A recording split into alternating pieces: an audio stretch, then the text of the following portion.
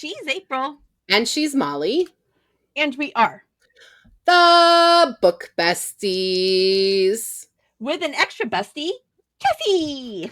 Welcome to Big Lady Magic. Oh, crap. Tom cut that last line out. Because he picks really shitty books. It's so good. Tom is the one that, my husband Tom, our editor, is the one that introduced me to it. And I will literally do this and go, Matt, tell me when it's done. Big Lady Magic. Francesca Zappia, author extraordinaire, and our very good friend. How are you? I'm so good, and I'm so glad to be here every time. I got to come back again. You have been on every season except our first one. And on our first one, we covered your book. I don't know if anyone can see it behind me. Eliza and the Monsters. Yeah. Which is actually how we ended up connecting with you. But it's so interesting. You've been with us a long time. Yeah, yes. You are the only person, maybe Katie. You and Katie might be the only people that have been on makes sense. Every season. Tom's only been on twice.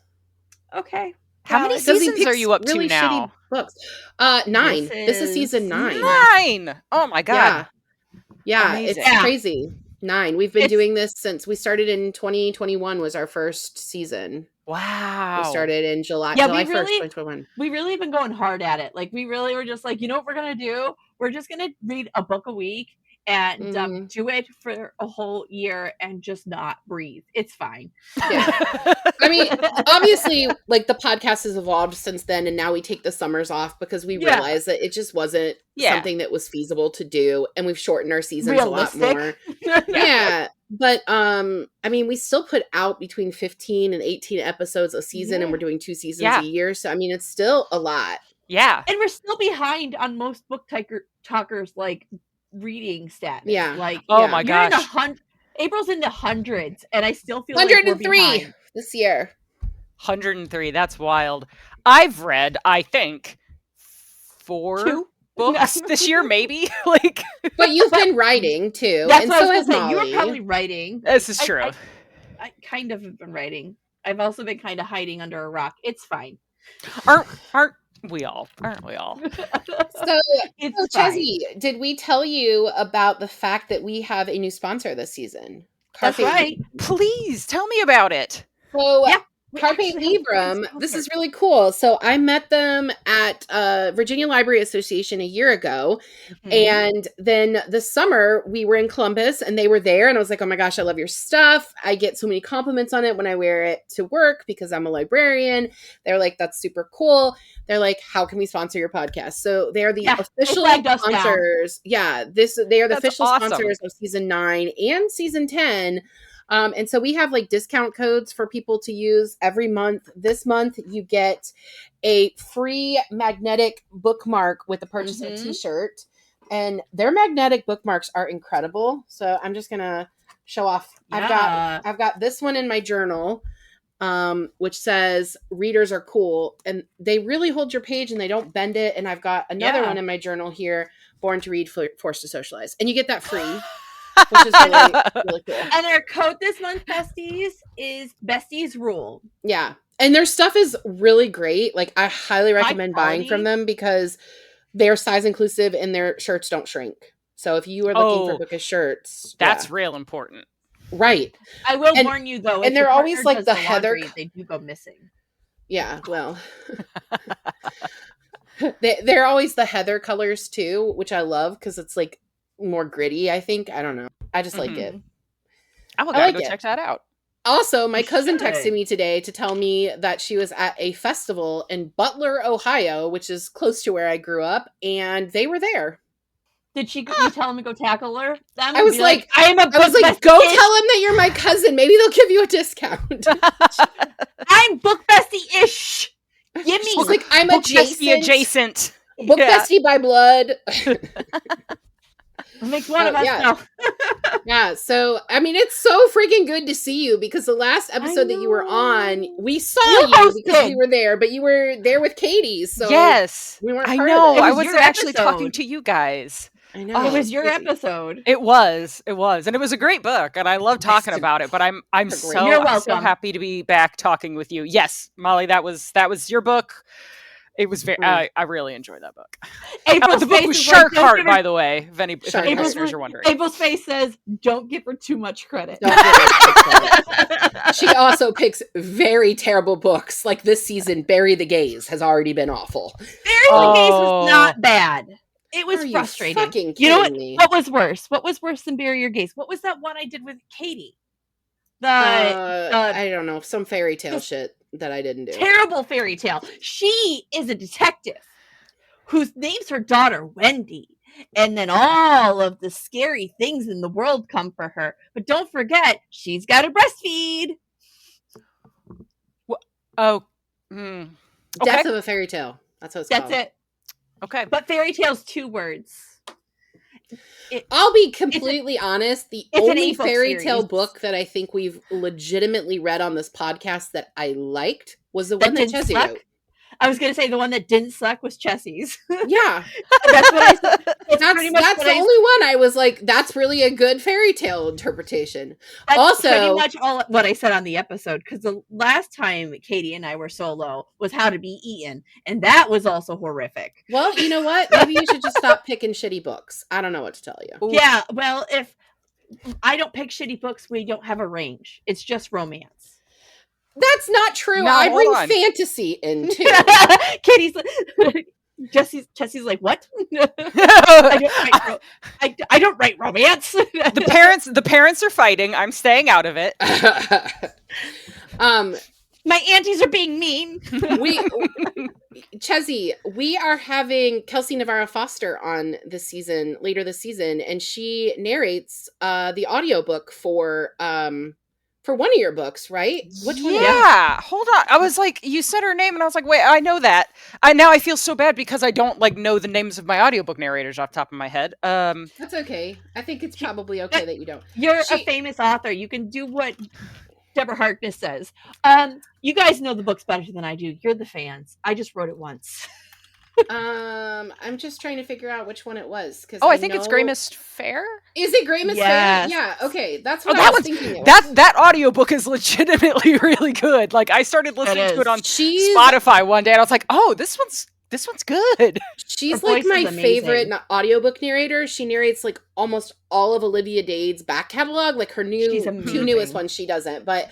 I have been like stalking her on TikTok and Instagram. Like, please come on our podcast, and she finally is able to. So, oh my gosh, will you tell her? Will you tell her I say hi? And I think she did a great job. Sure will. I will. And we want her to come back to Chessie. Yeah. She's a really great audiobook narrator. Yes, really, seriously, really good. She is. Mm-hmm. Seriously. Yeah, so I'm excited that'll be our first audiobook narrator. Now the next one we need to try to get is Jeff Hayes. Have you read Dungeon Crawler Carl yet? No, I saw some videos.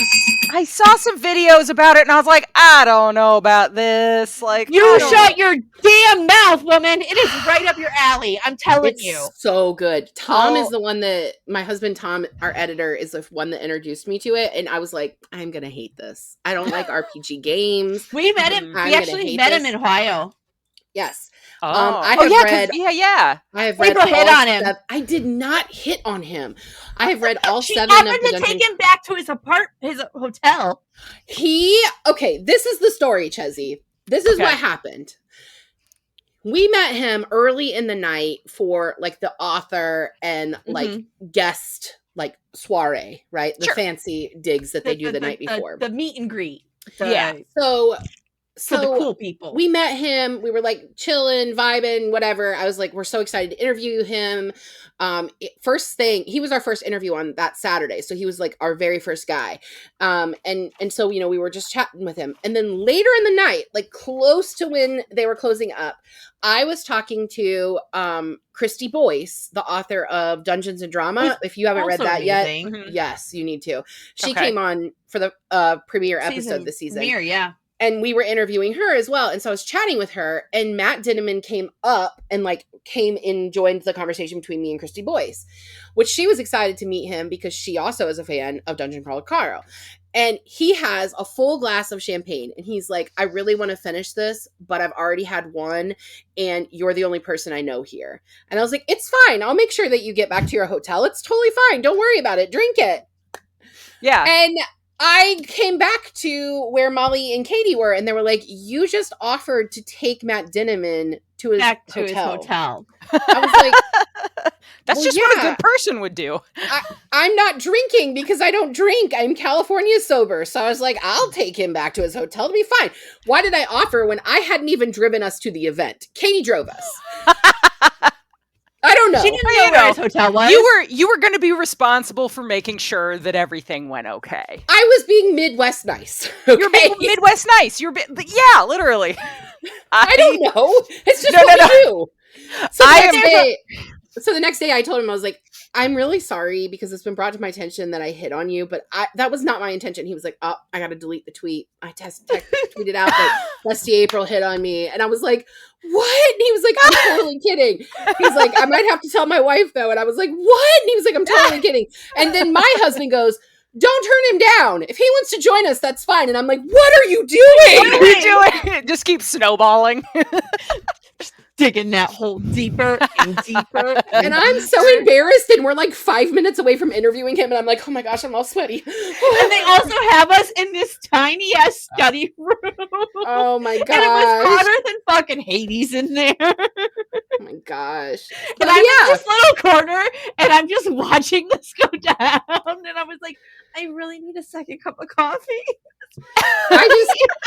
The moral of the story is you would like Molly Dungeon Color Carl. You will like it. I promise. Okay. And if you like audiobooks, Jeff Hayes, there's no one better. I really love Kelsey Navarro Foster, and she is my favorite audiobook narrator. But for a fantasy series, he is the best. He does every voice, and it's crazy how he does it. Like, yeah. He sounds like, would you like a spinach puff? It's like wrong letter, Kronk. It's so crazy. Like everything. It's crazy.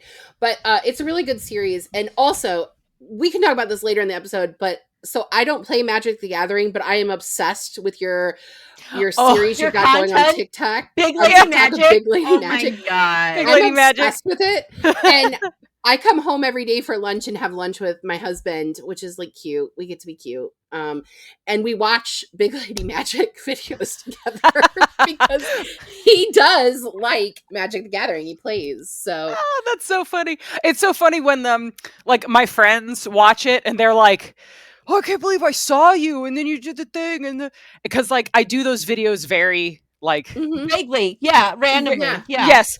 And like I'm very stoic when I do them, so it's like, welcome to Big Lady Magic. Big Lady Magic. Where I look at Magic the Gathering cards and tell you if they count as a big lady. And they're like, oh my God, you did the thing. And it's like, it's a joke. It's just goofy.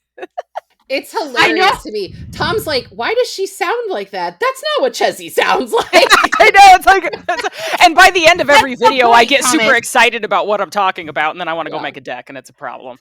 But it's just so good. I love it. I think it's really funny. It's so good. And we are very familiar with people saying like, oh, we saw your video or we heard your podcast. And I'm like, yeah, this is an awkward conversation. My content's just been middle fingers lately, so. Yeah. Oh, I've seen some of it. It's great. Everything has been.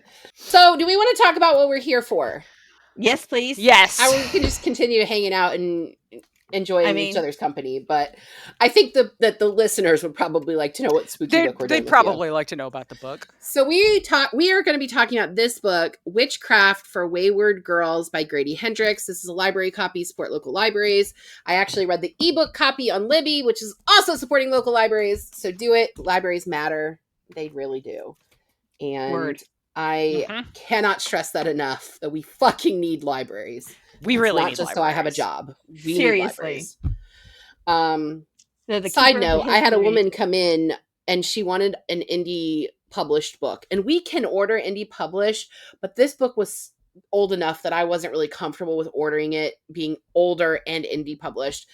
And I was like, it's on Kindle Unlimited. I don't usually like to refer people to that. We don't even have an audiobook on Hoopla, which Hoopla actually has a lot of indie authors on it. Oh, wow. Okay. A lot. And like our friend Amy Award is on there. And she's an indie author. And I'm listening to a book on there right now that's an indie author. But she was like, yeah, this is why libraries aren't going to be around much longer. And I was like, get the fuck out. I mean, I didn't say that because I'm the give manager. Me your card. Just give me your card. Get out. Get out. Get out. Get out. All right, so let's talk about Witchcraft for Wayward Girls. Can I give a synopsis? Please. Yes. All right, cool. Also, you've hosted a few episodes for us, and I'm hosting this one. Are you good with that? Because I didn't even ask. I just was like, I'm doing it. Yeah. Oh, me? Yeah, sure. Yeah, you. Please. Okay. Chesney. Okay. Absolutely. I was like, I mean, if you want me to read the summary, I absolutely will. But please go. I'll do it. Okay. She's Witchcraft like, for Wayward Girls by Grady Hendrix follows several pregnant teenagers living in a home for unwed mothers in 1970 in St. Augustine, Florida. By the way, home is capitalized throughout this book. So those of you like lit nerds, it's capitalized. It's important.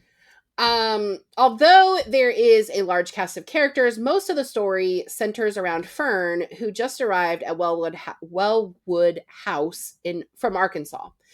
At the home, Fern meets fellow pregnant girls Rose, Holly, and Zinnia. The owner of the home, Miss Wellwood, gives all of the girls plant-related names to protect their identities. Even though these girls share a common bond and are living, eating, cleaning, and growing together, literally growing, they are not to share anything true about themselves. While in the home, the girls are treated to a bookmobile visit with the librarian, Miss Parsay, who gifts Fern with a special book that reveals her true identity as a witch. Fern, Rose, Holly, and Zinnia pledge themselves to Miss Parsay, but quickly discover witchcraft is not what they thought it would be, and neither is motherhood. And that's what we got. Yeah. We got some stuff going on. We're going with Parsay. I was hearing in my head as Parkai, but like I think no, it's Parsay in the audiobook. Oh, it's Parsay in the audiobook. Okay, good. Yeah. So I've been saying Parsay because I Googled it. I also Googled it earlier and I think it's like you can say it both ways. You can say it both ways. Yeah. But like, okay. I don't really care. You can do whatever you want, Chelsea. I will say it. I'll say it how they said it. Zappia does what Francesca Zappia wants. No. Francesca Zappia wants to pronounce things correctly. She's like, no. I have a publisher and an agent, and I do what they say. Chelsea, I have a alphabet bingo I have to do for my journal, and I was like, who am I going to read that's a Z? How many authors have a Z last name? I literally was like trying so hard to think of a Z, and I was like, oh, right. Zappia. I can just read Chesy. You don't have to twist my arm. I'll read Francesca Zappia any day. Seriously. All right, so let's go to our first question. So Molly and I read Grady Hendrix last year for spooky season. Chesy, have you ever read him before? Have you ever read him? I have not. This was my first Grady Hendrix book. I was interested to read him because he's had so many books that came out that were like popular and his other books seem, and you could tell me if I'm wrong here. Which one did you guys read last? How to Sell a Haunted House. Okay. His other books seem like they would be very like campy horror, which I love. A little bit. What they are. Yeah. I mean, the reason that I liked How to Sell a Haunted House, because I do not like horror, was because he brings so much humor to it that it's relatable. Yeah. It's like accessible, is what Marley keeps saying about it. It is. It's accessible horror. Yeah. And I cozy saw like horror. Is that a thing? It's cozy horror. Oh, cozy horror is absolutely a thing. Let me tell you. If you've never seen the original Japanese The Ring, that movie is cozy. The book is cozy. Anyway, so we really ruined it as Americans. Yeah, we're really like, hey, let's kill a horse in this American version. And I was like, why'd you do that? You didn't have to do that. Because we like to make things awful. The Ring is the last scary movie I've ever seen. So good. I don't do scary movies. So. Anyway, I was thinking about that girl's hair. Sorry. Yeah. So It's the fingernails for me. I started reading this and I was like, okay, this one's more serious. Like this is not campy in the same way. And I thought it was gonna be, and I like with the lava lamp and everything. Yeah. So like I wouldn't even say I had to get used to it. It was just kind of like, okay, this one's more what serious. You weren't expecting. It wasn't what you thought it was. It wasn't what I was expecting either. Yeah. No. Yeah. Let me tell you, before you get into just everything, I have a lot of conflicting thoughts about this book. I'll just say that up front. Good. Let's do it. But overall, I think I liked it. I think he's a good writer. I think I do like the way that he writes. I do want to try some of his other books and just see because I read reviews that also talked about how like this was more serious than his. This is not his norm. Yeah. So I was like, okay, let's. I'll give. This topic required it. I feel like though it did. Like I don't think we have a question about this later, and I'll talk about it later. But I think if he had done this particular book in a more campy style, it wouldn't have worked, and it would have been a huge miss. It would have been a huge miss. Yes. I like this is actually a question that I have is, does this feel like spooky season? Because it doesn't to me. It doesn't hit that. It does. It's the witch, but you can read witch books at any time. I just prefer them in the fall. That's the thing. I think if it had been set in the fall instead of the summer, I think like I think it had like it kind of rides the line, right? Like because it has the horror elements in it. Yeah. But at the same time, like I wouldn't necessarily say it's a spooky season book. Yeah. It is. It doesn't have like I just mentioned The Ring, like both American and Japanese versions, like those are the atmosphere. Well, like the book came out in January. It's not even like he released it to be a fall. Yeah. Yeah. I guess I knew that it came out in January. I wonder if like when all your books are horror, if your publisher is just kind of like, we're just going to decide when we do it. Yeah. Right. Yeah. But yeah. I definitely feel like there were, when this book started and Molly and I were texting about it, and I was like, it's a really slow start for me. Yeah. And it felt left field, the witchcraft coming in, and then I feel like he rectified it. So I did really enjoy the book. But I think it really, somebody who Molly and I are friends with said that they DNF'd this book, and I feel like I can see why people would do that. It's not because the writing's bad, because the writing is really good. It's just that you have to get all the way through it for him to really rectify these two stories together. Yeah. Well, and I can see the DNFing if you get halfway into this or a third of the way into this, and this girl's just at a home for pregnant girls, and you're expecting campy, scary Grady Hendrix. You're expecting puppets chasing you. You're not expecting this girl to be bitching about her having to pee 20 minutes. I get it. Yeah. I get it. Yes. I also have to say, like, Grady does lean a little too hard into the we need to have a stormy night for it to be horror. This is only the second book that we've read by him, and both of them ended with a big, huge-ass storm. But, I mean, technically, the storm in the end of this one's a hurricane, and it was and Florida is known for hurricanes, so yeah, but it was still a storm. It was a storm made of magical means, because the storm at the end of How to Sell a Haunted House is also a storm made of magical means. So I mean, you're telling me we can get rid of all hurricanes if we just have the right amount of magic? I don't know. Probably not, because magic isn't real. But you know, whatever you want to think. I'm just gonna keep thinking it. Okay, well, you were the one in the Coast Guard, so I was the one in the Coast Guard. I lived in Florida and went through some hurricanes, so I also did hurricanes. Not in Florida, I did hurricanes in Texas. By the way, this book being set in Florida slays me because of like the reputation of like Florida now, and Florida man. This is set in the 1970s when Florida was still part of the Deep South. Yeah. And people don't know that, and there are still small towns in Florida where the rebel flag is being hung. Oh yeah. And there's still a lot of racism in Florida, and people don't really know that because what they know about Florida is Orlando and Tampa and Miami, Mickey Mouse. Yeah, that's not there's Florida still got a lot of racism. People thinking that Florida is not like, if anybody thinks Florida is not racist, I knew a guy, like I went to school with a guy who wore a Confederate flag belt buckle in Indiana. Like, nah, it's still.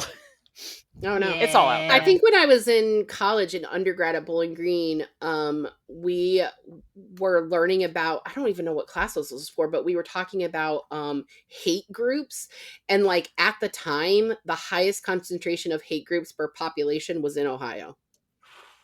Yeah, that tracks. Like, I don't know why, but yeah, that makes sense to me. Like, that's not no the thing I want Ohio, to be known but like for. Ohio, Indiana, Illinois area, like yeah. Anyway. Yeah. All right, so let's get into the meat of this book. This book uses witchcraft as an outside theme to feminine rage. It's very Who's Afraid of Little Old Me.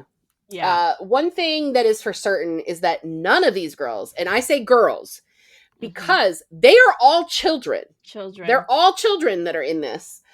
They have control. They have no control over themselves, their bodies, or the bodies of their babies inside them. With that said, how did you feel about this book being written by a man? And did he get the struggle of the 1970s woman correct? I'm so mad he got this.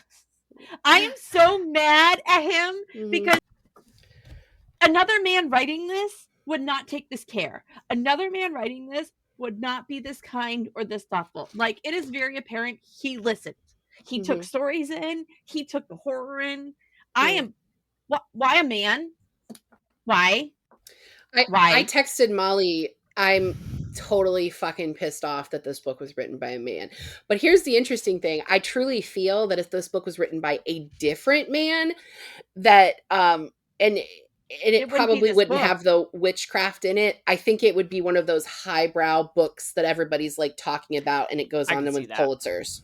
Yeah. Like, you know, because if a woman writes the story, it's just chick lit, you know. It's women's fiction. Yeah, it's women's fiction, right. It's not to be taken seriously. Right. And it's so stupid because, I mean... How dare the uterus have a conversation? It's so stupid because if men put sex in a book, they consider it to be like literary fiction. And if a woman puts sex in a book, it's like, oh, romance. She belongs in the romance section. Yeah. Like, so this is where God forbid women have orgasms in a book. God forbid. God forbid women enjoy it, right? God forbid women enjoy anything. This is where my very conflicted feelings about this book came in, because from the minute I started writing it and I realized like what it was actually about, because I feel like maybe I didn't even read the flap before I started reading. We're guilty of that here. And I was like, okay, like the first 3 chapters grabbed the main character, Fern, Neva, her feelings so well, and I was like, this is really thoughtfully written, and like about how scared you would be and how disorienting it would be, and all these things happening, being driven by her dad, who clearly is just the worst, like going to this house, being scared, all this stuff. And I was like, okay, he's doing really well. But in my head the whole time, I was like, why did you want to write this? Why did you want to write this book? What? And like, by the time I finished it, I got to the acknowledgments, and he talks about how he had family members who went to these homes, and exactly. He talked to them about it. And it was like, it was very clear that he has a lot of empathy and really like did a lot of research on this and what it was like. And yet, so like, I think in that way he did a good job, but there was still this thought in my mind of like, there were certain things that I felt like would have been better or would have had a different lens on them if it were written by a woman. And for sure. That kind of stuff is like, why was every birthing I mean, it's a horror novel, but like, why was every birthing scene like horrific, like horribly traumatizing? The witches, as someone that's had children, it was pretty fucking traumatizing. That's the thing. Like, okay, that was something I wanted to, because you both have had children. Yes. Like, Yeah. I have not gone through birth. I know that it is like, both girls tried to it's kill the me, whole so, thing. like, Me too. Yeah. Like, with my youngest child, Sam, I lost 1.5 liters of blood. I almost died having him. Yeah. Same with Piper. Yeah. I was unconscious for 2 days. But I think that he uses the body horror as to keep this more in his genre, because for me, the book doesn't read as a typical genre under the horror umbrella. Right. And it's like the horror, to me, the horrifying part of it was all the children people having kids. Well, children having kids, and the way that all the adults treated them, and the way that the world treated them, and how powerless they were. Like, that was the horrifying part. Yeah. And you brought up her dad driving her, and the juxtaposition at the end of him coming and picking her up, and the way that he treats her so differently. Like, okay, this is normal now, we're fine. Yeah. See, I think the horror is necessary. Mm-hmm. A child pushing a child out of their body when their body's not fully developed. When Holly is giving birth, how did she do that at 14? Yeah. Her body was not made for that yet. There's gonna be blood. There's gonna be horror. It's gonna be horrific watching a 13-year-old, 14-year-old, 15-year-old push a baby out of a vagina that is not intended to do that yet. Yeah. So I think the blood and gore is necessary. I think it was a little bit of scare tactic by the author to be like, see, girls, you get pregnant, you're gonna die. The birthing scenes didn't bother me as much as Rose pulling her fingernails off.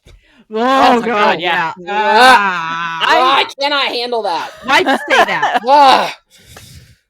Ripping them out slowly. Oh god. Yuck. I didn't like that part either. That's the part of the horror movies that I'm like, oh, we're doing this now. Okay, let's just. That's the part of the ring that I was like, I'm gonna vomit. Matt, tell me when it's done. All right, so let's talk a minute about the adults in this book. So we have Miss Wellwood, Dr. Vincent, Nurse Kent, and Diane, who is the social worker. All of these adults are essentially running these girls' lives while they're in the home. What are your thoughts on them? And we can talk about them individually or as a group. I don't care. But what are your thoughts on the adults? Miss Wellwood hates herself. Yes. And that was surprising to me. She honestly, I think her self-hate, and the reason she's doing this is to punish herself for what she did in the past. And she's never going to get over it. So she's going to torture these girls the way she got tortured.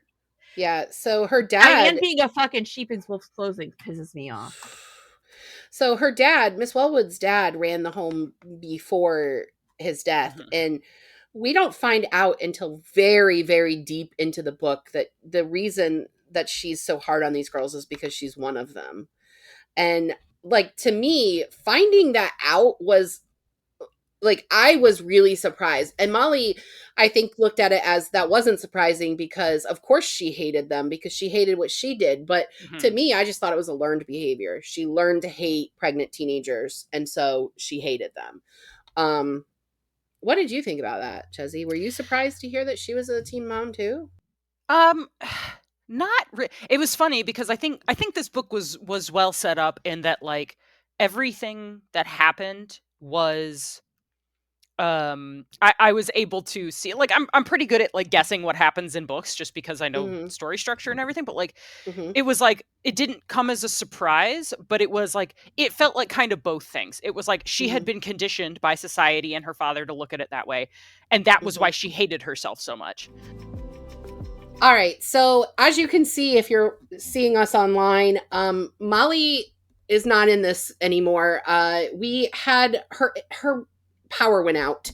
We're having a lot of storms on the East Coast right now. It's storm season. So we've got a lot of tropical storms and things coming up the East Coast, and she lost power. So Chezzy and I are going to continue without her, which is a bummer because Molly really loved this book. She really loved this book. So it's a bummer that we're going to have to do it without her. But we're going to start with question 3. Is that good with you, Chezzy? Yes, let's start with that. Molly, I love you, and I'm sorry And I can't wait to talk to you again. All right, so I want to talk a moment about the adults in this book. So we have Miss Wellwood. She's the owner of the home. Dr. Vincent, Nurse Kent, and Diane, the social worker. All of these adults essentially run the lives of the girls in the home. So what are your thoughts on them? We can talk about them individually or together as a group of adults, but what are your thoughts? So before we got cut off, Molly was talking about how Miss Wellwood hates herself. Yeah. And how, like, what she went through, because this happened to her. Yeah. And her father ran the home before her, and Yeah. she clearly just has internalized everything that society says about girls and women like this. Yeah. And that was a part of the book that I really thought was interesting, that I thought was really good for, like, the fact that a man wrote the book, was that, like, how women become perpetrators of this oppression against women. It's like, especially when they've gone through it themselves. Like, we see it with Miss Wellwood, we see it with even Fern at certain parts of the book, is like, when she's, like, at her lowest point, she's like, no, we can't do anything for Holly. Like, we just have to go. I can't help her. I need to go home. I'm going to do what I set out to do. I'm just going to go home. Yeah. Yes. And I just kind of thought Miss Wellwood's hatred was, like, learned behavior, you know, that her dad ran the home before her, and the deeply religious trauma that she had experienced and continues to, you know, perpetrate on these young ladies. Like, that's where I thought the hate was coming from. I was surprised to hear that she had been a teen mom. That was surprising. Yeah. I don't know. I don't know that surprised me too much. I maybe a little bit, because, like, there's a scene when they do the witchcraft to make Miss Wellwood feel the way that Rose felt, specifically because Rose had her baby taken away from her. And what the witchcraft ends up doing is having Miss Wellwood give birth to a bunch of live eels. Yeah, which is so gross. So creepy. Very gross. And it was, like, in that scene,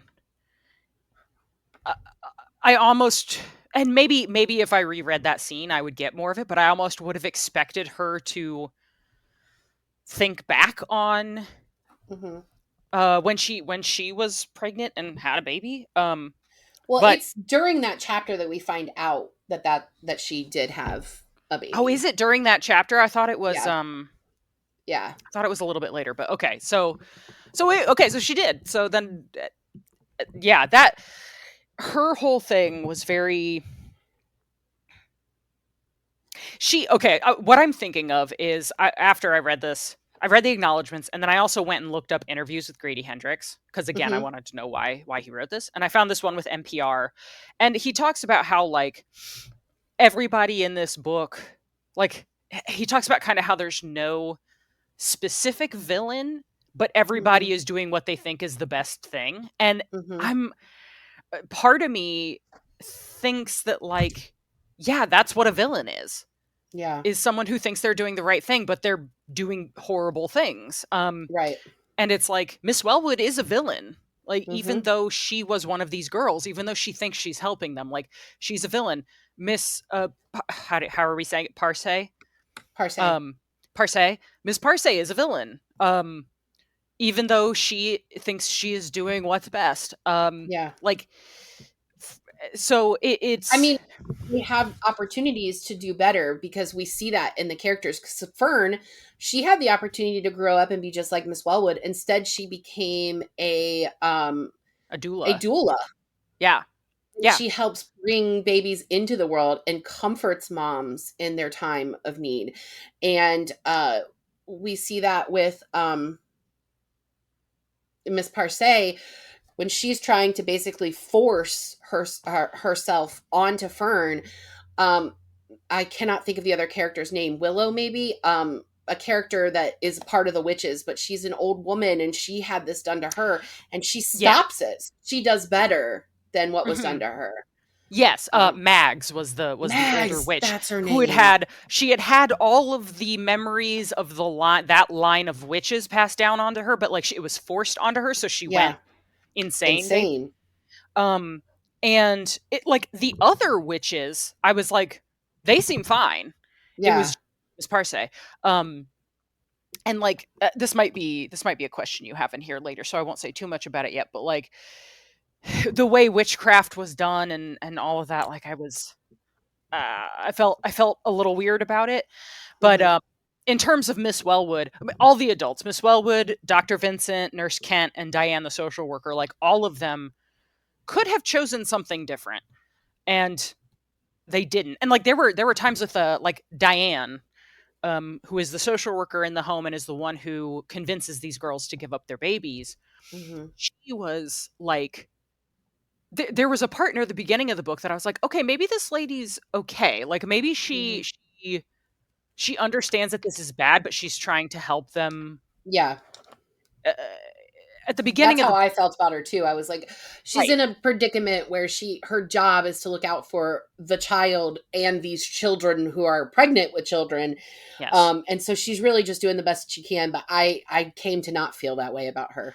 No, by the end of the book, you're like, oh, you're awful. Like you are using psychological manipulation to 100% to harm these girls. And then the fact that she knew what happened to Holly and wasn't only not trying to help her, but was part of Holly. We're going to talk more about that in a bit, but the Holly thing, I was raging every time that came up. In a, I say in a good way, in a way that like, that was what the book wanted me to do. The book was successful in telling Holly's story, I feel like.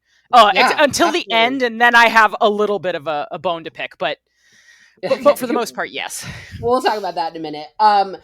Dr. Vincent really bothered me because how are you going to be an OBGYN and tell girls they can't gain weight while they're pregnant? Although I got to be honest with you, my grandmother told me that she was encouraged to smoke during her pregnancies because it would help curb her appetite and control her weight.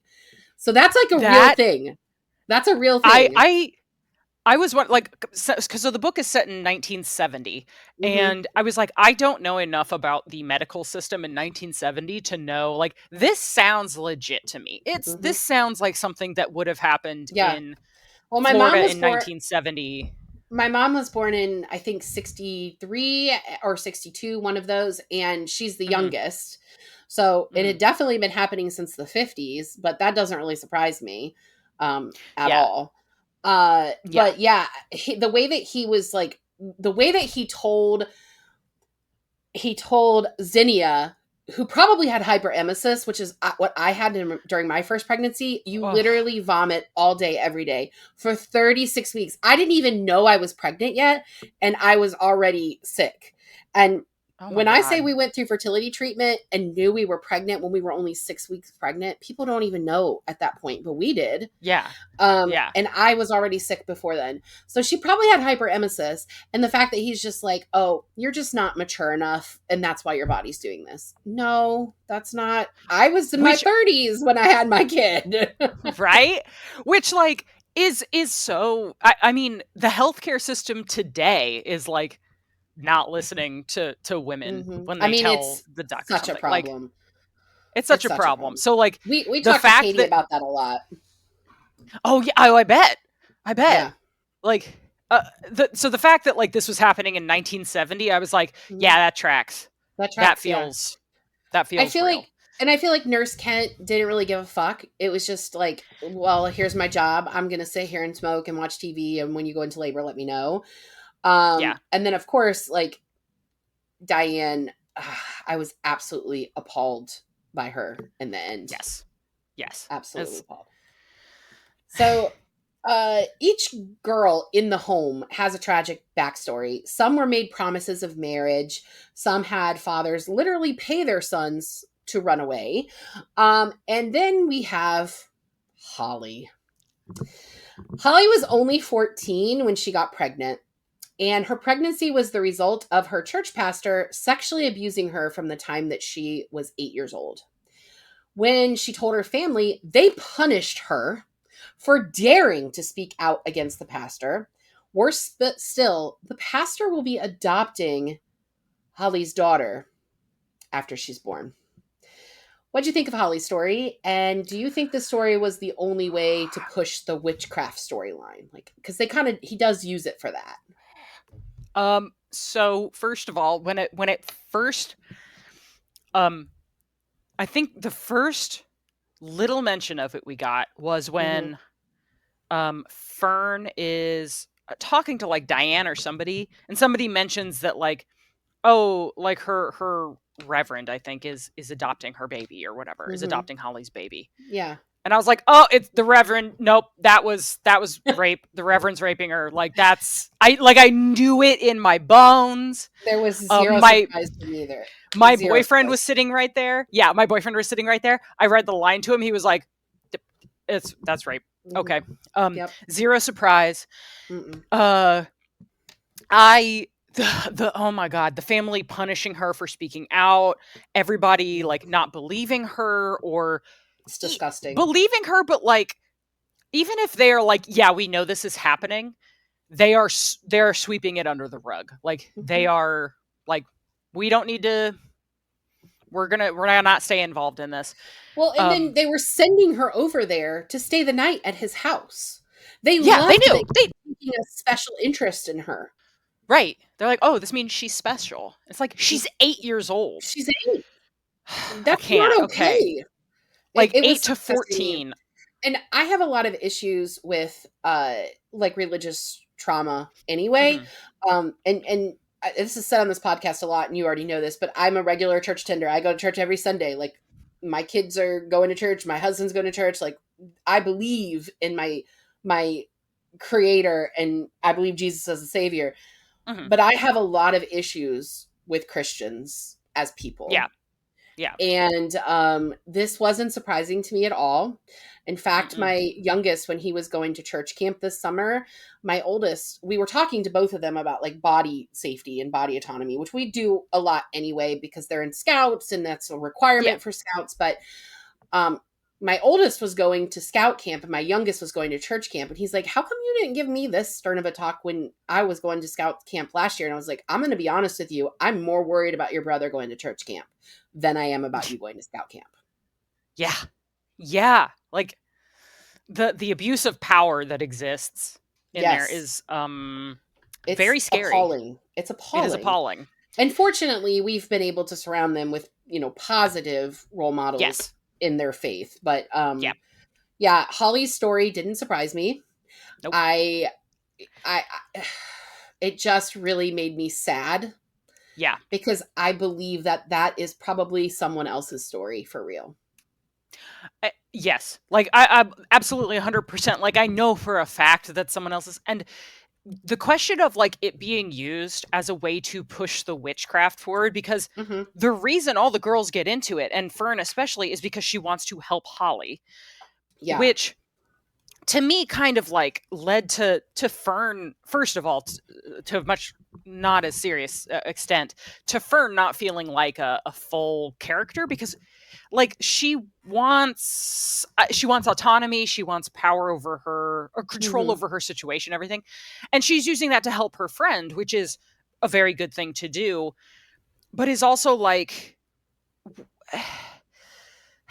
I don't know, it felt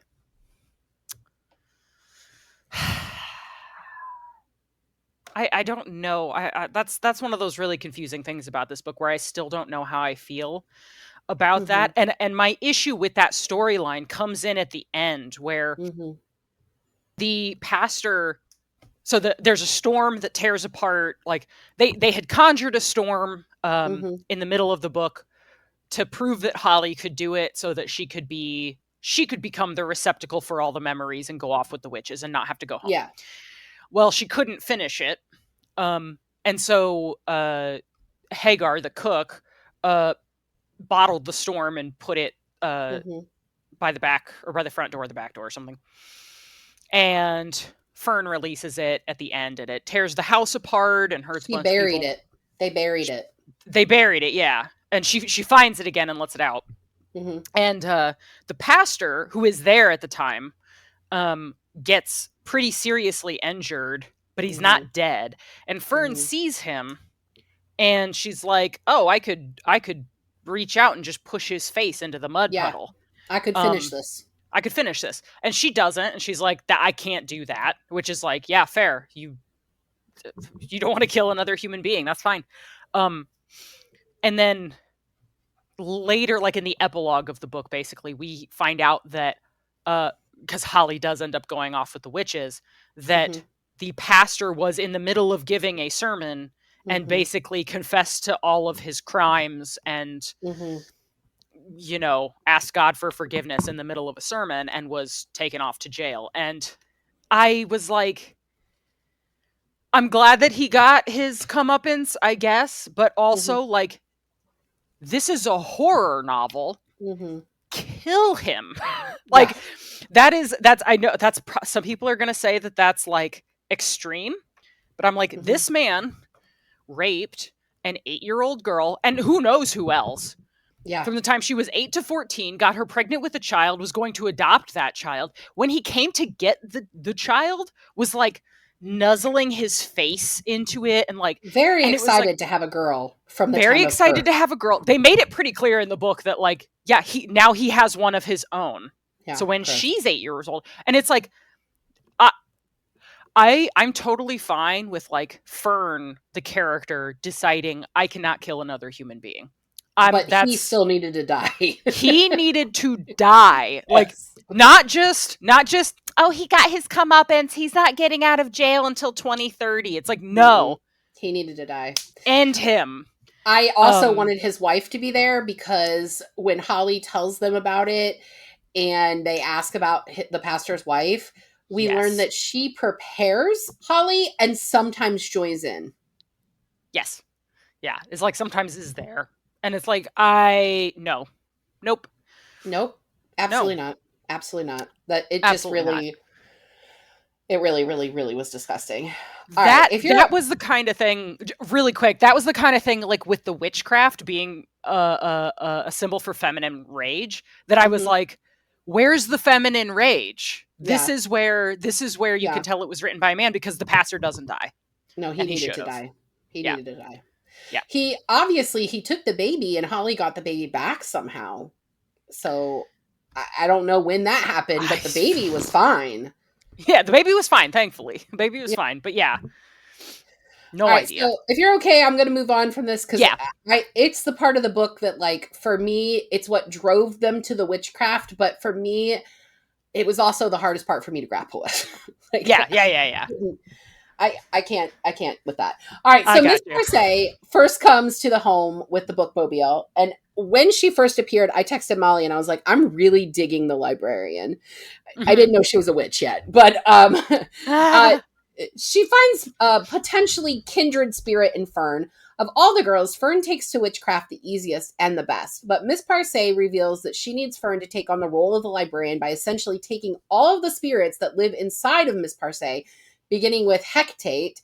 The book changes the light... Wait a minute. Beginning with Hecate. The book changes from the light magic to the very dark evil magic when we find this out. For me, this changed the mood and the structure of the story. What did you think of Miss Parcay and her story? I think the witchcraft part of it is the stickiest part of this book for me. As a writer, and like with the story, because it's like I wanted it to come in earlier. I liked Miss Parcay at the beginning, but I was also like, what are we doing with her? Like, what is the witchcraft thematically in this book? What is it? What are we trying to say with the witchcraft? Is it supposed to be female empowerment, or is it supposed to be bad, evil spirits? Because like they make it so clear that like, no, that we're connected to Satan. Like, we are the big man. Like, he's behind us. Right. And we get that from Hagar as well. She talks about how she grew up there. We're going to talk more about this in a minute, so I'll stop talking about it. But yeah, we it's clear that this is not good magic. Yes, they're not tree hugging witches. These are hardcore witches. Yes, this is not. This is like, this feels like, the witches feel like the stereotype of like bra burning feminism, where it's like those bad feminists, like they just want all men to die and all this stuff, and it's like, which is a very small group of feminists. Most of us are just like, we just think women should matter. A very small group of feminists, and this kind of goes to a broader issue I have with, and this is going to be like a niche thought, I feel, but male writers writing women's stories in horror and using, like in this one, like witchcraft is becoming a very popular trope, theme, subject, witchcraft and feminism, witchcraft and female rage.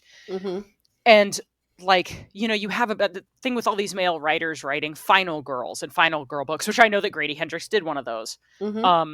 So did Riley Sager, who didn't attach a gender to his pen name at first, because clearly with Final Girls they wanted it to seem like it was written by a woman because of Gillian Flynn was really big at that time. Like, it feels like trying to piggyback off of these popular stories right now to sell to women. Like, this is going to be a female empowerment book with witchcraft, and it's a spooky season book. But then the witches are like not good. Like, they are doing bad magic. They are hurting people in a way that does not what am I trying to say? Does not like give the main characters a sense of empowerment. Like, it does, but not in a good. It is, the book tells you that it's bad, that like Rose is so excited about doing harm to someone else. And it's like, why it feels so much like this message of you know, you have to be the bigger person. You can't be allowed to hurt this person who hurt you. You need to be kinder. You need to be nice. You need to, all this trauma and all this pain that other people have been doing to you, you need to not get over it, but like just set it aside, or like rise above. And it's like, that's not what this whole, like, what the witchcraft in popular culture now is about. Right. You know? Right. This is where I wish we had Molly, because Molly is my heathen friend. And and not that Molly practices witchcraft, but she just is much more in tune to like the nature of that, where I'm not. And I genuinely don't usually like witchy books. I really liked this one. And I actually liked the last book that we read that was a witch, which Heartless Hunter, which is behind me here. If you haven't read that, Chezzy, it's really good. Although I would love to hear your opinion after you read it, if what you think about it, because it's YA and there's open door content. And I would love to hear your thoughts as a YA author. But for me, I think that he didn't do a good enough job developing Miss Parcay as somebody who, for lack of a better word, tricks them into the dark magic. Like, he started with them swimming naked. And then she shows up and she's like, oh, well, you know, you can do magic, whatever. He didn't do a good enough job developing that mentorship that would have led them into the darker magic that she really needed them for. Right. Like, and I feel like that was a misstep. And this is why, to me, it felt like one book here and then another book, and then they come together at the end. She just Miss Parcay kept saying, well, you made a vow, I need you to do this. And there was no development of that mentorship. So why would she want to take that over for her? Why would she want to do that? Right. It was very. I completely agree with you that it was like one book, a different book, and then they came together. Mhm. And yeah, like her saying you made a vow, you made this deal. It's like, wow, Mhm. we really went into the Satan allegory real fast. Yeah. Of Right. her trying to like trick them into a deal, and it's like, okay, was there any actual weight to that vow? Because she Right. made it seem like they had to do it, but Mhm. it was like, no, Yeah. they can just say no and not. Yeah. And it's like, okay, you and your witches are just going to come after them. Yeah. And It didn't. yeah, Yeah, that was a misstep for me. yeah, and it was like I don't know what she was. This is the thing again. Like, what was it trying to say with Yeah. her trying to force them into this, the witchcraft, like, And and in the acknowledgments, he talks about how when this book started, it didn't have any witchcraft in it. It was not about witches. It was about yeah, these girls in the home. And I felt that. I yes, felt like he was like, but I'm also a horror writer, so maybe I need to put something in it, right, yeah, and then it became like the craft and girl interrupted and mashed Yes. Oh together my gosh. and I texted Molly and said, this book is like Girl Interrupted meets The Craft. yeah, yeah, which sounds like a cool book. I mean, I liked it a lot. I did like it. I did. Yeah. I don't want to make the listener think that like I hated this book, because I didn't. It was, that's why I said like I was so conflicted about it, because I think he did a really good job with their emotions and everything. I just wish that I think it was the witchcraft part of it that fell It short needed for to be me. fleshed out, for sure. It needed to be fleshed out. And So I agree Molly that I gave think this per se 5 needed to be fleshed stars. out. I gave it 4.75. So for me, it wasn't perfect, but I really do like Grady Hendrix. And so as somebody that's not a reader of this genre at all, like this is not what I read. I find him to be a fantastic author and somebody that I want to continue to read, which is crazy to me because like he literally has a book called My Best Friend's Exorcist. And that there is enough that I'm like, nah, I don't want to do that. But I really do enjoy his writing. He's not an author that I'm going to put on my trophy shelf because he wouldn't fit anywhere on here. Like, first of all, too many books. I do have a lot of books. You don't look. I just moved all my books to the new house, and I have too many. But like, it's all good. This shelf right here is all the authors that we've met that are signed. The only one that isn't here is yours because I can't put it off the top shelf because I love it so fucking much. So you get top shelf. Yay! I don't know. I have the quote. There's a monster in my brain who controls my doubt hanging in my office. Like it's a huge deal for me. And our group chat with Katie and Molly frequently when we're having anxious thoughts, it's like, it's the monster in your brain. Like, it was an impact on all of us. So, all right. So moving on, I'm not going to keep embarrassing you. In addition to the adults we've already talked about, we have 2 other women who work at the home, and they are sisters, Hagar and Miriam Sunday. The Sunday sisters were raised in the area and they know a lot about the evils that lurk in the woods. They are also both Black women in the South, in the deep South, in the racist deep South. Okay. My first question about the Sunday sisters is this. Did Grady lean too far into the stereotype of Black Southern women at this time?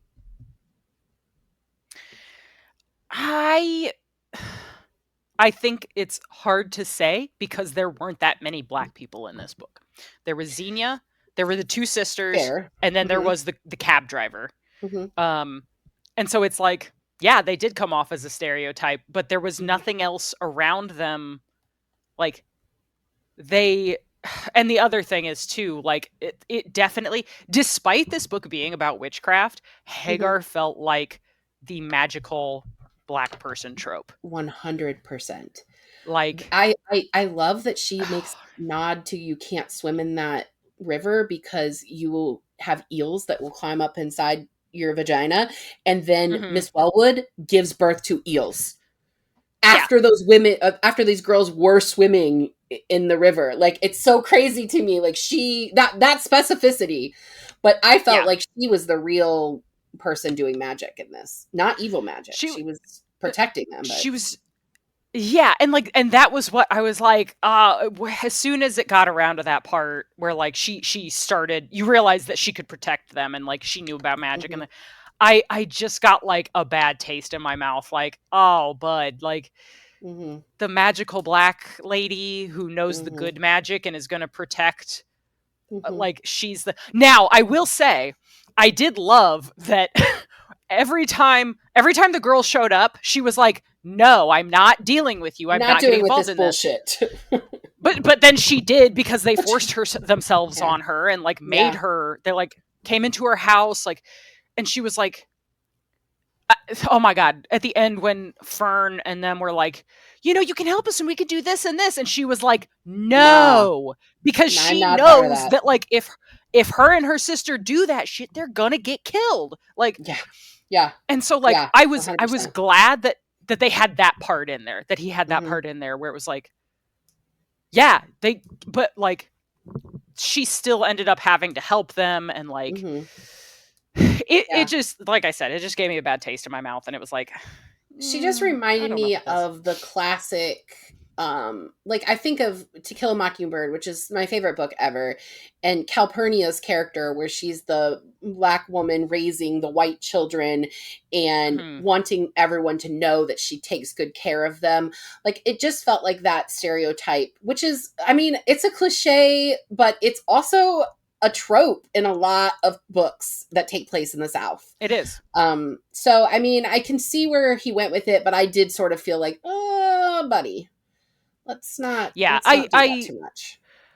So that's the thing. It's like, I can't say that that's not how that, like, a real person in that situation would have been. Yeah. But it was like, hey, this is a fiction novel, and you could have written it any way that you wanted to. And it's... Yeah. All right. So next I want to talk about the two birthing scenes that these women take part in. So the first one we've talked a little bit about already, which is Miss Wellwood getting pregnant after a spell that Rose and Fern do, and she delivers eels. And then there's the second birth that they take part in, which is Holly birthing her daughter in their home in the middle of the night. What do you think of these scenes? So as someone who has a period every month, and somebody who watches a lot of horror, like, they didn't viscerally, they didn't bother me. Like, it was like, yeah, okay, that's... I know that birth is bloody and stuff happens, and I've seen stuff, so eels, sure, whatever. It was like, I think by that point, the Miss Wellwood scene, I was like, that was not really how I interpreted them giving her their pain. But that is one interpretation of giving her their pain. And so I was like, cool, I'm glad something terrible is happening to this person who is doing these horrible things to these girls. And then when I found out that, when you learn that she was one of them, essentially, it's like, she already knew their okay, pain. so now... What? She already knew their pain. And it's like, and this is just driving her deeper into her religious trauma, because she thinks she's being, like, punished by God or attacked by Satan or whatever. And it's, again, it was like, who is supposed to be the good guy here, bad guy here? And it's like, I don't necessarily need such a strict duality, but it was like, okay, fine. Holly's birthing scene, I feel like, was just a culmination of her whole horrible storyline, and like everything bad that happened to her. That girl being able to push out that baby at her size even is insane. But the baby coming out and essentially not breathing, and because they didn't birth in a hospital, Miriam literally sucks the visceral grossness out of the baby with her mouth, and then performs CPR. and it's like awful. Like that baby looks dead. And I was gonna say, it's like he goes through like all the colors that it turns. It's like, oh, that's that baby. That's rough. I thought, and then I had this thought, which this is an awful thing to think, but I thought to myself, maybe Holly and the baby are better off if that baby was dead. I had that thought. And the too. fact that I had that thought is awful. Yeah. But I just kept thinking of Holly say, someday she'll be 8. Yeah. Yeah. It's like, there's so much about the Holly storyline that it's just like, okay. It's awful. It's awful. And honestly, you know what? I'm thinking more about that earlier question now about like, did we need this to propel the witchcraft storyline forward? I think if there had not been a story about a girl who was in the home because she was raped, it would have felt wrong. Like it would have felt why are like, they doing it?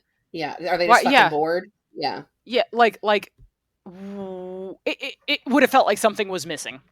Yeah. Because it's like, you know that happened. They all had reasons to be angry. They all had reasons to have feminine rage. But them rallying behind Holly was really what pushed it. Yes. Yeah. All right, so one last thing about the sisters. After Holly gave birth, they reveal to Miss Wellwood that they know how Holly got pregnant, and they basically hard judge her for the fact that she's giving the pastor Holly's daughter. They also quit their jobs. Miss Wellwood doesn't think they will stick to it. Assuming that the storm didn't happen and the home still survives, do you think they would stick to it, or you think they would go back? This is the weird thing, because I'm like, I can't believe that these women who worked in this house did not know that most of the girls who came through, there were at least a decent number of them, something bad had happened to them. Right. And the people who were running the home knew about it. Like, yeah. I think the fact that the house had been destroyed was like a way for them to be like, there is no place of employment, so we quit. Mm-hmm. Yeah. Well, it hadn't been destroyed yet when they did quit, but I actually thought this was a really great moment for Hagar, because she was like, "No, we're not coming back. Nope, we're not being part of this anymore." And I think that was a smart move. But I think that probably the best thing that Hagar and Miriam could do is run, because there was no way they were getting scot-free from all of this. Like, they're going to be held responsible. And that's it wasn't the thing. their fault. Exactly. Like, I was like, this is all of this stuff happening. The minute the girls went to their house, I was like, oh my God, what are you doing? Like, you don't, like, even Xenia, who the whole book was like, I don't want any part of this. Like the witchcraft after like the first spell they did, which got rid of her vomiting. Like, she was like, I don't want any part of this. But it seemed like she was from the north, maybe? Like, she was pretty well off, like, was from the north. Yeah. I think I'm assuming she was from the north because of where she meets back up with Fern. Oh, yeah. So it was like, okay, does she not, because she's only like 15 or 16 also. It's like, she may not even have a good sense of like what Hagar and Miriam go through, like what their lives have been like. Yeah. And like the fact that when they went to their house to get away with Holly, it was like, oh my God, gang. Yeah. And so Hagar and Miriam would have been on the hook for so much of that stuff. Like, Miss Wellwood, like, no, nobody would have cared. It would have been Hagar and Miriam taking the bullet for that one. What I thought was interesting is how the medical professionals acted when they found Holly and the baby, and that they were both fine. You had to go to the hospital. Like, we've got to go to the hospital. We need to make sure they're okay at the hospital. And Miriam had been delivering babies forever. Like, that's one of the things that she did. She delivered the babies of everyone in the community. And it's just an interesting look at it, because the way that women gave birth at this time was that they put them under, basically, and they gave birth without even realizing they were giving birth. And that's not the practice anymore. I mean, even if you have a C-section like I did, you still are awake. Like, I was still awake. Yeah. And yeah, I mean, it's just interesting that like so many people do have home births. That's not for me. I don't want to do that. But I mean, women be given birth to babies for much longer than hospitals have been around. Right. Like it was really funny. Something, a little detail that stuck out to me was when Fern goes into the hospital to have her baby, and they treat her horrifically, and I think there's a That's our next question, so let's just that's the talk next about it. Oh yeah, let's just go ahead and talk about that. Yeah, the behavior of the hospital staff. Yeah. So she was treated awful by the hospital. All these girls were treated so badly by every single person in this book. Put her in a closet, manhandle her, do not tell her anything, do not explain things, talk down to her. Yep. Like, I mean, just literally the worst treatment for that situation that I can think of. Yeah. And, like, again, I don't know that much about the healthcare system in 1970. I assume that was probably how they treated, especially she talks about like she went in, she gives Holly her dad's ring so that Holly looks like she's married when they think she's going to go to the hospital, so that the hospital staff will treat her better. Because they see that Fern's not married, and immediately they're just like, oh, okay, you're trash. Like, we don't care about you. So like it is just awful. And the little detail that stuck out to me that I thought was really good writing was when Fern is in the hospital, the nurse shaves her pubic hair, like shaves her clean. And when they are at Hagar and Miriam's house, and they're delivering Holly's baby, Fern is trying to help Holly by telling her what's going to happen. And they're like, okay, we got to shave you to make it all clean down there. And Hagar's like, what are you talking about? We do not have to shave her. And it's like, it really hit home, like the lack of information they had, and how disinformation or misinformation spreads. And like, you can be super well-meaning, but because you were misinformed, you are now doing the wrong thing for somebody else, even though you are trying your best to help them. Yeah. And it's like, sorry, go ahead. Go ahead. It made me think of the musical Spring Awakening. She gets pregnant and she says, I didn't even know what it was. Like, how was I supposed to know when you never even told me? Yeah. And I mean, I guess Holly even says that too in this book. She's like, I guess I'm old enough now, but she didn't really know what was happening to her she didn't know it was wrong at first. Yeah. Didn't have a clue, didn't know. And then these girls are held responsible for the things that have happened to them when they were not educated. They didn't know what was going on. They were manipulated. Like, it is. I mean, Rose's dad said, you need to date that boy because I need into this club. Right. And then, like, I mean, he didn't tell her to sleep with him, but he did force her to go out with him. Right. So it's just, oh man, yeah. It's a lot. All right. So let's talk about every magic comes with a price moment from this book. It's at the very end of the book. Fern, in her desperation, releases the bottled up storm, which we've talked about a lot. She and Holly brewed earlier in the book, and Hagar buried. The storm destroys the home, injures lots of pregnant girls, adults, and the pastor. This is also when Miss Parcay comes back to Fern. What were you thinking reading these pages?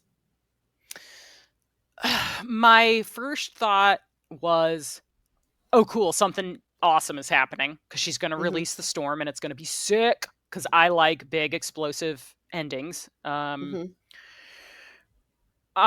liked that the house got destroyed. Great metaphor, right? Great metaphor. Always love the place of oppression got destroyed. I love it. I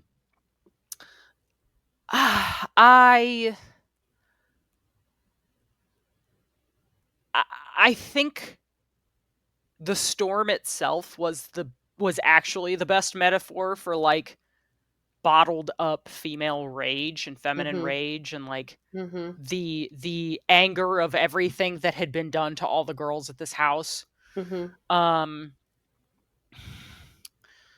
and like I like the one like character moment from Fern that I really liked was when the witches had her surrounded and they were going to force the memories onto her, and Mhm. she thinks that like the one thing they can't do is make her say yes. Yeah. So she's just going to keep saying no. She's going to keep Um saying no. Stand her and ground even though she knew that the result would be worse if she kept saying no. yeah. Yeah, like she She was still going to knew. do it. Yes. And I was like, that was like the first time in the book that I was like, I like you, Fern. Mhm. Like Yeah. you have a backbone. I mean, she's not the narrator of the book, but if she were, she would be a totally unreliable narrator. If it was She, first person, yeah. Yeah. yes. Yes. Because we don't really know her. But also she's a teenager and, you know. That's the thing. Like the whole book, I was like, and I write young adult books, and the whole Mhm. book, I was like, she's 15. She's Mhm. 15. Mhm. She's 15. I have to keep remembering that she's 15. And there are some times when I'm reading books with 15-year-olds that I'm like, okay, but we can write them different than this. Like we don't have to write them always making the worst decisions, or always being kind of behind the curve, like behind the Mhm. learning curve on what's going on. Mhm. Mhm. So I wasn't super. I really liked Rose. Mhm. Rose, I was a little like, I was like, ooh, I don't. Rose is pretty like caustic in the beginning, and then as the Mhm. book went on, I was like, nah, Rose is legit. Yeah. I liked But Xenia also Rose too. kind of leans into a cliche of the rich girl who decides to run away with the hippie commune. So she's also She got that does. going for She her. she does. Like that's the one part of her that I was like, I don't like this. And then it's like when she actually like, it was the scene in the Kong where they're playing cards and Mhm. she's like staying in the game and not going. She's like, I'm Mhm. not going to the hospital My just baby's because not this ready yet. doctor, yeah, my Mhm. baby's not ready yet, because this doctor just doesn't want to have to stop his 4th of July weekend. Yeah. Um and like that was when I was like, there you go, Rose, that is real. Like that is not Yeah. just rich girl who runs off to a hippie commune. That is Yeah. like, That's a mom. that's yeah. Like, so Yeah. yeah. And What were you thinking at the end of the book?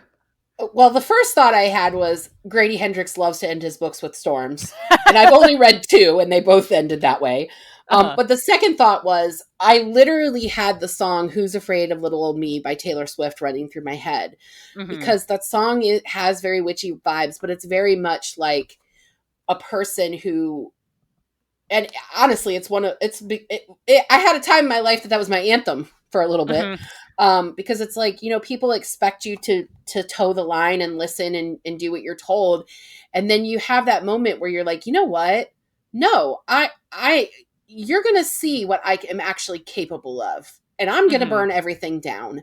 Yeah. And that felt like Fern to me. She did what everyone told her to do. She didn't always want to do it, but in the back of her mind, she still very much wanted to go home, give up her child, go home, and Mm-hmm. live her life like none of this happened. I mean, she ended up, we learn at the end, and this is my next question, that she's older at the end of this book, and that's really, it's more her telling the story. And her sister didn't even know that she had a baby. Like, her sister still thought that she went to drama camp for the summer. Yeah.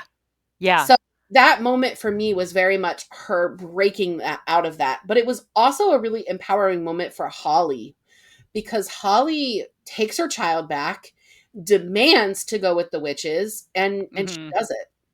Yeah. So you should fear her, because decades down the road, she's going to have you spewing all your crimes at the pulpit. So you Right. should fear her. Right. Yeah. I definitely felt like, because this was a horror book, that people needed to die in that storm. And even Yeah. if it was the pregnant girls were dying, like, people needed to die in the storm, and nobody did. And Nobody did. that felt not only unrealistic, but not to the genre. Yeah. I was literally waiting for the pastor to get speared through the chest with a tree limb. Like, Oh, no joke. 100%. 100%. Yeah, I was 100%. really surprised that nobody died. I don't So think the anybody last died in this book, did they? No, nobody did. Huh. Nobody did. Well, Miss Parsay, but she had cancer and was like over Oh, yeah. 100 years old. Yeah. So, The whole thing was that she was dying. right. I think it was probably fine. So at the end of this book, we reveal that the story, there's a letter that is being written from Fern to her daughter, Charlie. And Charlie has reached out to her some 50-ish years later, trying to connect.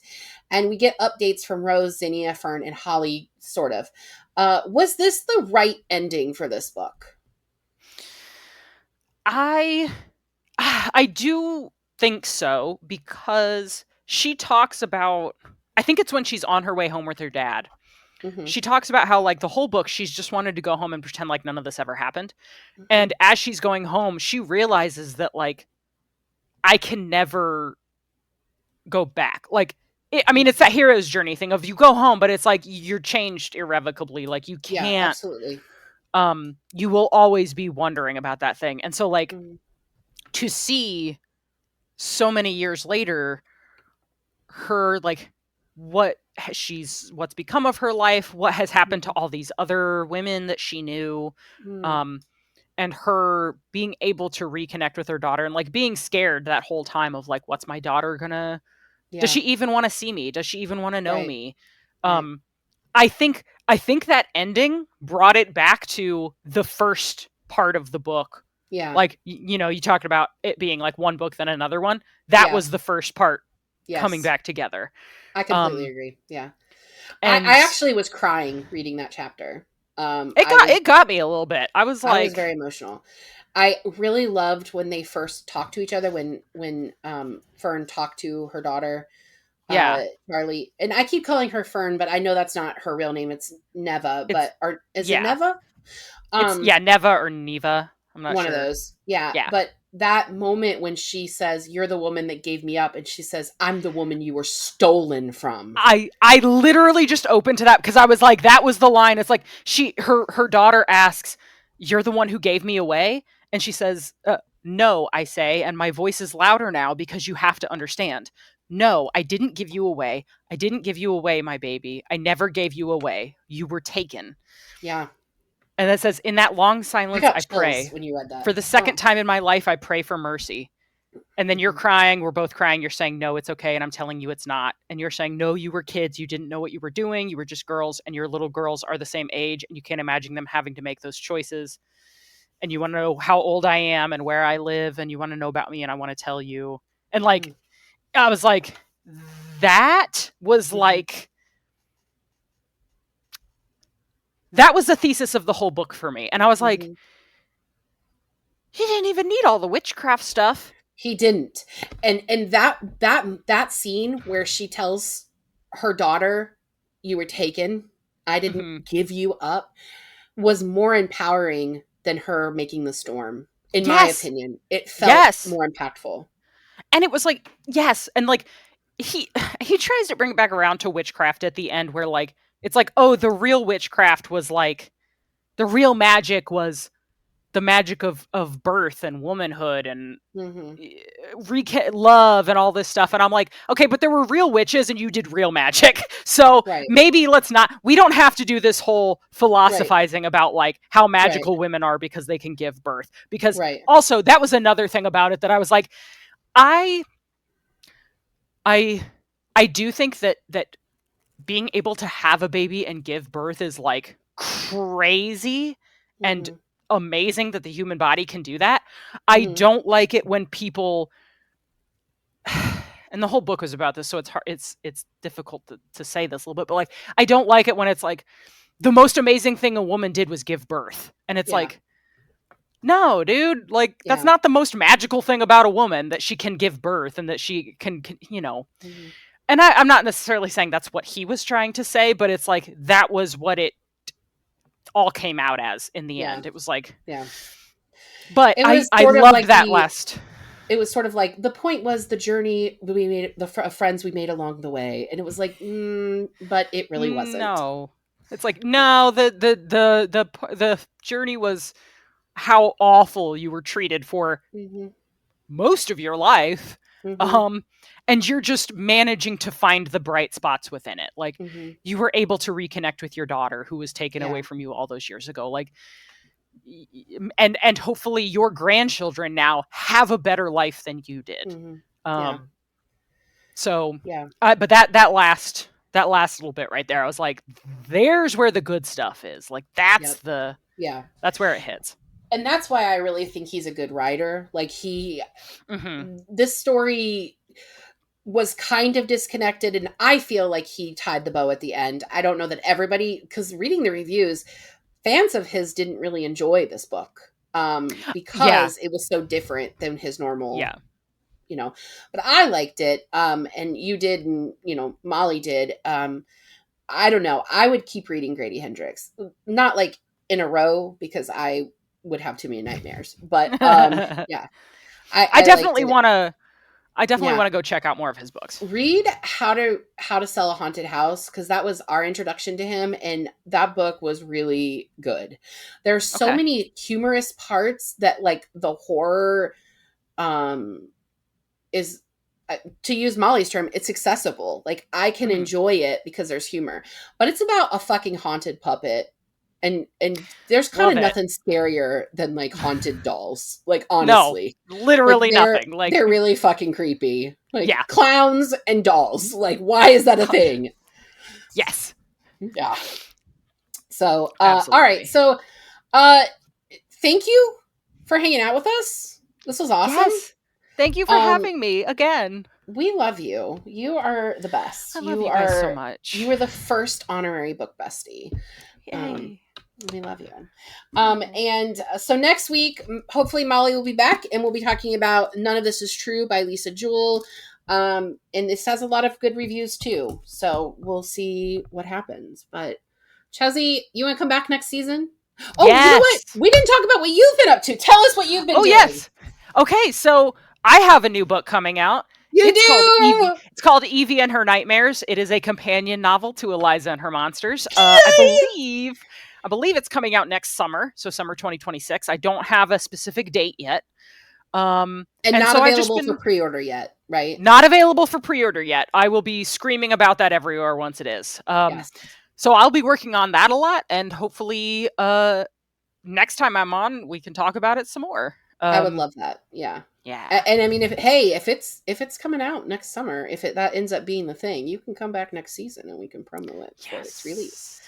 You know that you are an auto-buy author for us. We love your books, and thank you. Honestly, the only one I haven't read it's because I'm a little worried is the Welcome to Adamsville. Wait, but you read Katzenjammer. I did read Katzenjammer. Katzenjammer's way scarier than Adams. Adamsville is like such a good book. Adamsville is like Buffy.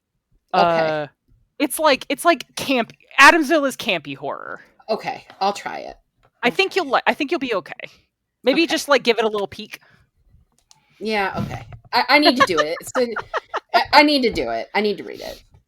Hey, you know what we didn't talk about at all this episode? Our sponsors. What? And you're wearing one of their shirts. You're wearing one of their shirts. I am not. I'm wearing a Book Bestie shirt today, but yeah, we are still proudly sponsored by Carpe Librum, bookish stuff for bookish people. This month, all month, you can get a free magnetic bookmark with the purchase of a t-shirt. Their t-shirts are all size inclusive. They don't shrink. I love them. I wear them all the time. And their magnetic bookmarks are amazing. I highly recommend them. Yeah. And we're going to have codes all season long. The code will be in the outro, and I'll have it in the description. Yep. And it's also on our Instagram and TikTok, but I don't think it's actually on the website because I didn't want to have to keep updating the code on there. But it is on social media. Okay. It's findable, gang. Yeah, and the code is Besties Rule this month. Besties Rule. Mm-hmm. Okay, I'm done. But so thank you so much for coming and hanging out. We love chatting with you, and come back next season. I will. Thank you for having me. Yeah, all right. Bye, everybody. Bye. Thank you for joining us on Book Besties. Don't forget to like and subscribe. The views discussed here are those of April and Molly, not those of anyone else. Special thanks to our special guest, author Francesca Zappia. We'd also like to thank our sponsors, Carpe Librum, the shop that has bookish things for bookish people. And right now, you can get a free magnetic bookmark with the purchase of a t-shirt by using the code BestiesRule, which was good for the entire month of October. Today's book was Witchcraft for Wayward Girls by Grady Hendrix. Your book besties are Molly Biggs and April Watkins, editing by Thomas Watkins, and music is Sleep Sweetly by Brigida. Don't forget to follow the Book Besties on Facebook, Instagram, TikTok, and YouTube. If you'd like to contact the Book Besties, please email us at bookbestiespod@gmail.com or visit our website, bookbestiespodcast.com. Until next time, besties, get lost in your favorite book.